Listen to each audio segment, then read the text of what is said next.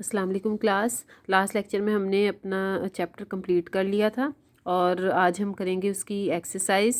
और इस एक्सरसाइज में आपने स्मार्ट सिलेबस के अकॉर्डिंग 6.5 और 6.8 क्वेश्चन नहीं करना। तो अब हम देखते हैं सबसे पहले ब्लैंक्स।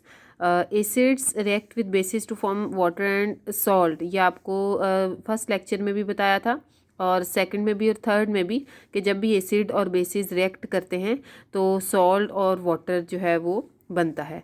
इसके अलावा फर्स्ट लेक्चर में आपने जब एसिड्स पढ़े थे तो उसमें आपने मुख्तलिफ एसिड्स की एग्जांपल्स पढ़ी थी।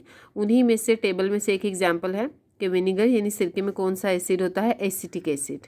और टार्टारिक एसिड जो है वो प्रेजेंट होता है ग्रेप्स में।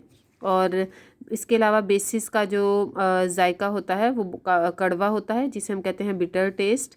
और ऑल अल्कलीज आर बेसिस। तमाम ये मैंने आपको सेकंड लेक्चर में बताया था कि तमाम अल्कलीज जो हैं बेसिस हैं, लेकिन तमाम बेसिस अल्कलीज नहीं होती।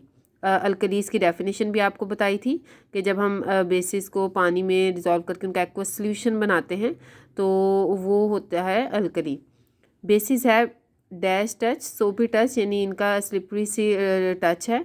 और ये आपके बेसिस की प्रॉपर्टीज़ में ये लाइन लिखी हुई है।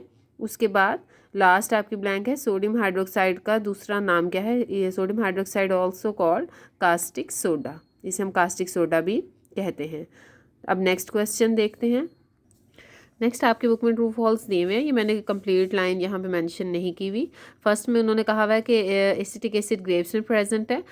नहीं, ग्रेप्स में तो टार्टारिक एसिड है। ये लाइन बिल्कुल स्टेटमेंट गलत है।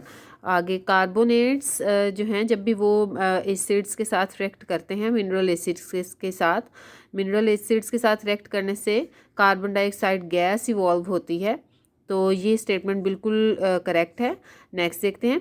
एसिड्स जो हैं वो रेड लिटमस को ब्लू चेंज कर देते हैं। नहीं, ये स्टेटमेंट बिल्कुल गलत है। एसिड्स ब्लू लिटमस को रेड में कन्वर्ट करते हैं। ये जो इन्होंने लिखा है रेड लिटमस को ब्लू में, ये बेसिस की प्रॉपर्टी है, तो ये स्टेटमेंट बिल्कुल फॉल्स है। All basis do not dissolve in water, ये बिल्कुल ठीक है। जैसे आपने भी पिछले ये फिलिंग द ब्लैंक्स में अभी आपने देखा कि तमाम जो अल्कलीज हैं वो बेसिस है, लेकिन तमाम बेसिस अल्कलीज नहीं होती। इस तरह तमाम जो ये बेसिस हैं ये वाटर में डिज़ोल्व नहीं होती। इसलिए ये जो स्टेटमेंट है ये बिल्कुल ठीक है कि तमाम बेसिस वाटर में डिज़ोल्व नहीं होती। और लास्ट जो ऑप्शन है, ये स्टेटमेंट है, वो यह है कि बेसिस का जो है वो सोपी टच है। आपने अभी ये ब्लैंक में देखा कि बेसिस जो हैं उनका स्लिपरी यानी सोपी टच है, तो ये स्टेटमेंट बिल्कुल करेक्ट है।